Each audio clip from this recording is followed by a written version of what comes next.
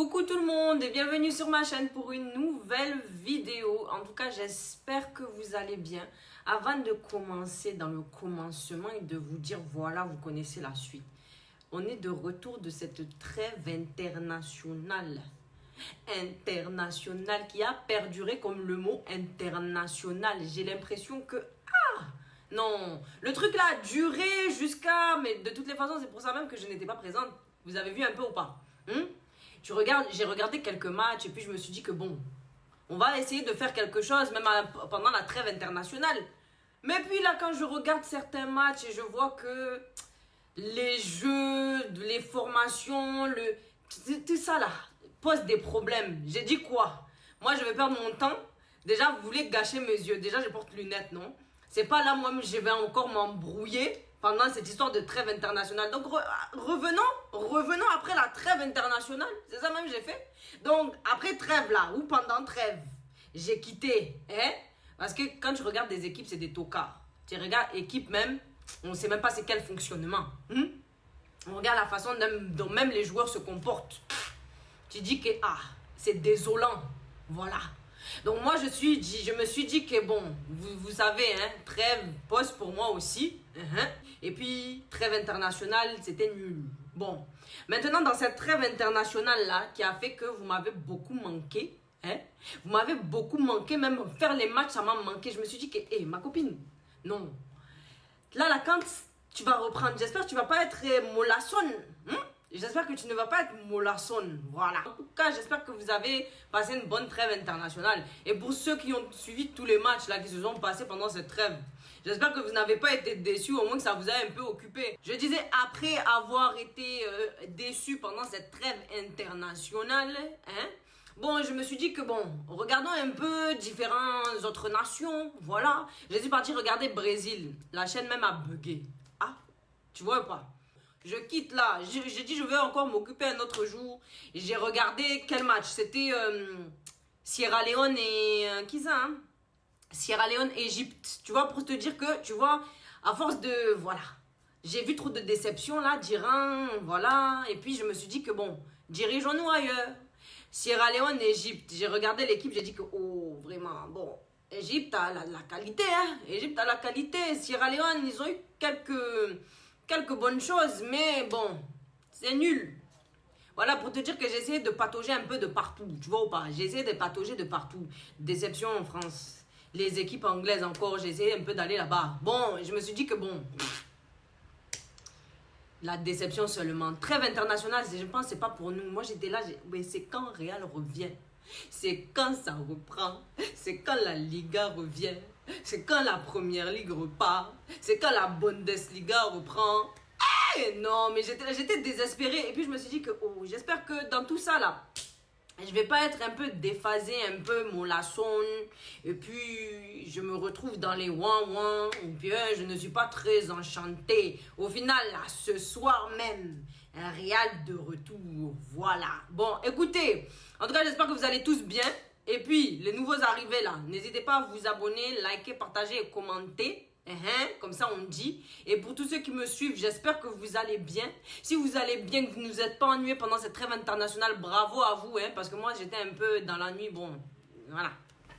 En tout cas, j'espère que vous allez bien. Et si vous allez bien et vous êtes bien installés, let's go, on y va, vous connaissez votre go. Prenons des notes. On va commencer dans le commencement. Il s'agit donc de la 10e journée de la Liga Celta Vigo contre Real Madrid. Donc, qui se passe au stade, donc qui se passe à l'extérieur pour les merengues. On a c'était un 3-4-3 pour Celta avec 5 blessés de leur côté. Et Real Madrid en 4-4-2. En 4-4-2 avec 4 blessés de l'autre côté. Dans cette première mi-temps, dès la première minute où Vinicius a le ballon, on sent et on entend les sifflements. On sent que le Vinicius dérange, tu vois ou pas? En tout cas, il a fait abstraction de ces petits dérangements-là qui étaient assez bien présents. On voit, en tout cas, moi j'ai ressenti que le Real Madrid, ils étaient encore en mode échauffement pendant les quelques premières minutes du match. Voilà, on a senti encore qu'ils n'étaient pas encore bien lancés. Et c'est là que tu vois dans le non-lancement. La 3e minute, première occasion pour cette équipe de Celta. Je ne sais plus c'était quel joueur exactement, je ne sais pas si c'est Willow, je ne sais pas qui. Mais en tout cas, il y a eu l'action où le joueur de Celta, il est venu faire un solo face à Courtois. Et donc sur sa lancée, il me semble que sa frappe a été bloquée par Tchouaméni, si je ne me trompe pas. Et donc la balle, elle part hors cadre. Après cette tentative de Celta, on a vu que donc les merengues ont essayé de mettre en place, instaurer un bloc défensif un peu plus au point. Voilà, parce que on a vu que première occasion était sur nous, on a un peu tremblé, on a dit que bon, on va revenir bien. Voilà, on a essayé de bien faire les choses. Et c'est là qu'on voit donc que les merengues essayent de mettre le pied sur le ballon. Et c'est d'ailleurs là qu'on voit cette formation en 4-4-2 qui se transforme en 4-3-3 avec 3 défenseurs derrière, un Tchouaméni au milieu. Bref, j'ai pas trop compris un peu ce qu'il a essayé de nous faire Ancelotti. C'est une bonne action, il y a de belles choses proposées, mais c'était un peu encore... peaufiné, voilà, c'est encore peaufiné, c'est encore en cours d'établissement, si tu vois ce que je veux dire, voilà, en tout cas c'est ça, les vocabulaires de moi ce soir, en tout cas madame. Donc, est-ce que je disais donc 4-3-3 milieu absence, ah oui, donc avec l'absence de Carvajal, en tout cas, il a essayé de mettre en place quelque chose, voilà, Ancelotti a essayé de nous montrer un peu plus de technique pour avoir une équipe qui provoque plus dans ses jeux, voilà ce qu'il a essayé de nous montrer, mais bon, ça c'est la technicité des Xabi Alonso, non? Voilà. Bon, écoutez, il essaye de faire un peu comme il peut. On continue, on voit cette équipe de Celta qui joue le ballon, qui provoque, qui met la pression, le pressing sur cette équipe de merengues. En tout cas, les Celta, là, je pensais pas qu'ils... Voilà, quoi. Ils nous ont montré beaucoup de choses, quand même. En tout cas, la provocation, c'est eux-mêmes. Ils se sont pas laissés faire, voilà. On continue, on voit les placements de Tchouaméni qui m'inquiètent un peu, qui sont un peu dans l'inquiétude de moi-même.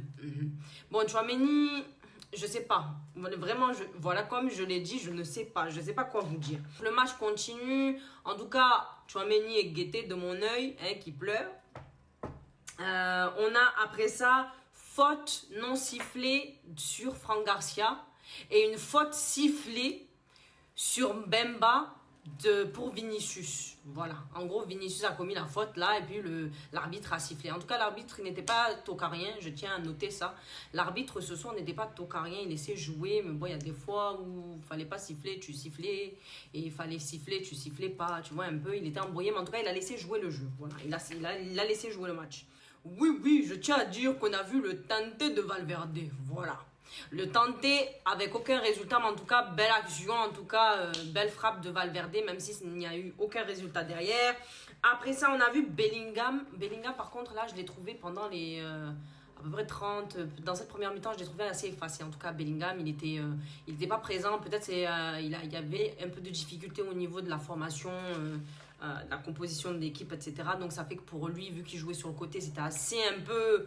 mâché, dispersé, donc il ne savait pas trop où, peut-être pas se placer, mais en tout cas c'était un peu compliqué pour lui pour se faire voir. En tout cas, je l'ai trouvé fantomatique là. 19e minute, arrivé à la 19e minute, but pour nos merengues. Mbappé score ça bien. Donc, sur la défense de Celta qui perd le ballon, qui est arrivé, qui a fait ricochet, rebond sur la jambe cuisse de Camavinga, qui retombe, qui atterrit dans les pieds de Mbappé. Mbappé, qu'est-ce qu'il fait? Reprise de balle et puis il fait, je sais pas si c'était un croisé, si c'était pas croisé, mais en tout cas, il a frappé en plein dans l'axe, dans les cages, sur côté gauche et puis c'est rentré. Comme ça, on fait les choses. Voilà, en tout cas, but bravo d'Mbappé. C'était pas un but façon, c'était un but à la Mbappé, quoi. Après ça, en tout cas, on a vu que cette équipe de Celta ne se laissait pas faire, ne se laissait pas abattre et essayait de revenir au score avec une tentative hors jeu, en tout cas, de Iglesias ou je ne sais plus quel joueur c'était. En tout cas, on a vu que Celta ne se laissait pas abattre, ils essayaient quand même de remonter un peu doucement. En résumé, dans cette première mi-temps, j'ai trouvé beaucoup de déchets techniques, le match était embrouillé, voilà, c'était... moi-même, mes yeux, ils m'ont posé un peu des problèmes. Là, vous savez, quand mes yeux me posent des problèmes, c'est je comprends pas certaines choses. Déjà, voilà, la go essaye doucement, calmez-vous un peu. Mes yeux allaient doucement mollasse, voilà. Donc, dans cette première mi-temps, trop de déchets techniques. Match embrouillé. Dans cette deuxième mi-temps, on a vu à la reprise cette belle action menée de Jude Bellingham. Je sais pas, commencez pas avec moi. Je sais pas si j'ai dit bien, je dis pas bien. Jude Bellingham. Bellingham, oui, on dit Bellingham en tout cas. A few moments later. Belle action en solo des messieurs Jude. Mais bon, l'occasion n'a mené nulle part. En tout cas, c'était une magnifique occasion. Ratée des Bellingham. En tout cas, sa frappe croisée, pas cadrée. Bon, ce n'est parti nulle part. Mais en tout cas, c'était une belle action. En tout cas, Bellingham, ce n'était pas pour toi ce match où je sais que t'avais un peu les nerfs à vif. Mais à chacun son chacun. Peut-être le prochain match, ça sera pour toi. Peut-être celui d'après, ça sera pour toi. Peut-être celui qui vient après, ce n'est pas pour toi encore. Qui sait? Mais il faut te tempérer. Il faut aller mollo. Donc après ça, on a vu à la 51e minute, le jeu de 1-2. 1-2 passe centré qui a mené au premier but pour cette équipe de Celta. Je ne sais plus c'est qui exactement, c'est Muzenga ou Munenga ou je ne sais plus qui. Geza, je ne sais pas, pardonnez, vous me connaissez avec les noms, faut se calmer. On a sur le centre Mengueza, c'est pas ce que j'ai dit. Donc sur le centre de Mengueza vers Willow, l'action de Willow qui est venu tromper Courtois. Et il est venu placer son contre-pied sur le centre de Mengueza. Il est venu placer son contre-pied, droite rentrée. Courtois n'a rien pu faire, voilà, c'est tout simple. Il était dans les chamboulements, il n'a rien pu faire. Cette action, donc, on a vu cette équipe du Real Madrid qui met le pied sur le ballon avec un Bellingham très actif. Là, Bellingham, dans cette deuxième mi-temps, complètement changé. Le match a complètement changé pour lui. Il était tout à fait différent. Mais il a joué son jeu. Il a fait son match. Voilà, il a fait son match jusqu'à une frustration montée à son cerveau. Mais il a quand même fait les choses. Donc, on a vu le hors-jeu des Mbappé. Voilà. Dommage, lui aussi n'a pas bien calculé les choses. En tout cas, il était hors jeu. Ça n'a mené nulle part. Après ça, on voit les changements d'Ancelotti qui me posent un peu des problèmes. Donc, il a sorti Camavinga et Valverde. Je n'ai pas compris pourquoi tu as sorti Camavinga et non Tchouaméni. Voilà, c'est là où j'ai un peu d'interrogation, quoi. J'ai un peu d'interrogation. Je m'interroge. Je ne suis pas contre les changements. Je tiens à dire ça. Je suis pour le changement. Mais Ancelotti, des fois, des choix me posent des questions, je me pose des questions, voilà, il me dérange un peu, voilà. Bon. Après ça, donc, le match continue, on voit qui, la 65-66e minute, le but de Vinicius Junior sur l'action transmise, menée par, je ne sais plus qui a transmis donc la balle à Modric. Modric, analyseur, analysateur, observateur, tout dans les teurs, Modric, guette à gauche, et il avait déjà vu à droite, on sait qu'il avait déjà vu à droite, donc ça ne l'intéressait pas. Il guette à gauche, il voit qu'il n'y a pas trop de fenêtres, mais il fait style feintage. Donc il a regardé là-bas et puis il voit la fenêtre de Vini en face au centre de lui dans la surface. Et puis il transmet la balle comme ça, centré direct, balle glissée dans les pieds de, dans les pieds de, comment il s'appelle, de Vinicius. Vinicius sur la récupération, beau toucher, termine cette jolie action comme ça. Wow.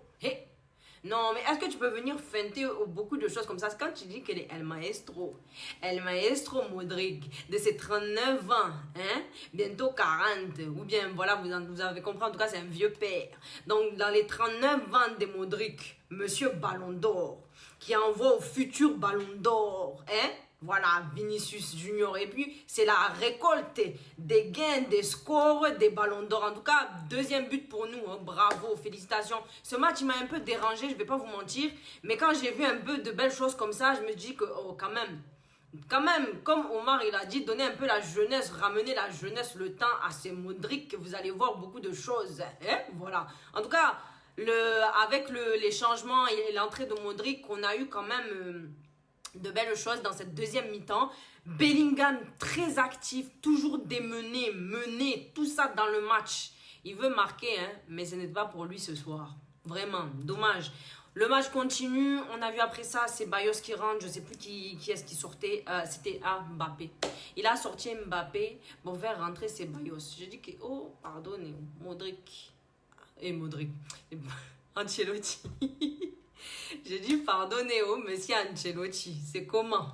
Non, vraiment. Bon, écoutez, il fait son truc et il fait son truc, mais en tout cas, moi, j'ai un peu des dérangements dans ça. Le match se termine donc 2-1 pour le Real Madrid. Bon, il y a eu pas mal de belles choses. En tout cas, on a vu un Bellingham très actif. L'entrée de Modric qui a changé les choses.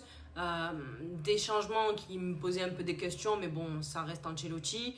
J'ai pas trop compris ce qu'il voulait faire non plus.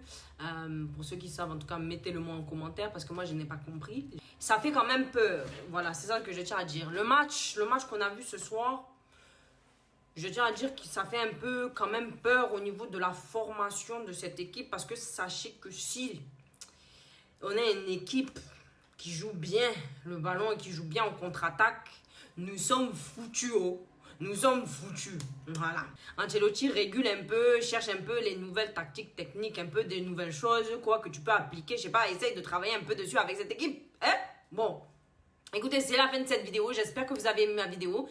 N'hésitez pas à vous abonner pour recevoir plus de contenu de ma chaîne. En tout cas, bonne soirée sur vous et au prochain match. En tout cas, j'espère vraiment qu'on va pas se faire taper au prochain match.